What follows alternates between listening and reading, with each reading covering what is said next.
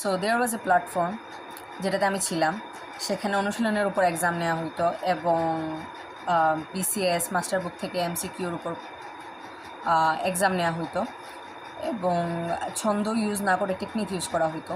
সবই ভালো ছিল এবং আমি স্টুডেন্টদেরকে এটাই প্রিফার করব যে ওনার কোর্সে ভর্তি হোক। কিন্তু ওই ভাইয়ার সাথে একবার আমার একটা বিফ হয়েছিল, সেটা হলো গিয়ে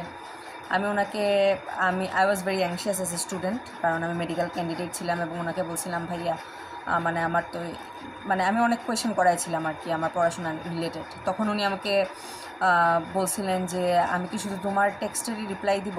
এই জিনিসটাকে উনি আরেকটু ম্যাচিওর ওয়েতে হ্যান্ডেল করতে পারতেন, কিন্তু সেটা উনি করেননি। তারপর আমিও ফায়ার হয়ে গেছিলাম। বাট যাই হোক, দিন শেষে আসলে এখন আর আমাদের মধ্যে তেমন একটা কিছু নাই। সেটাই আর কি, জেনারেল গাইডলাইনের জন্য এবং কোর্সের জন্য ওনারটা করতে পারো তোমরা।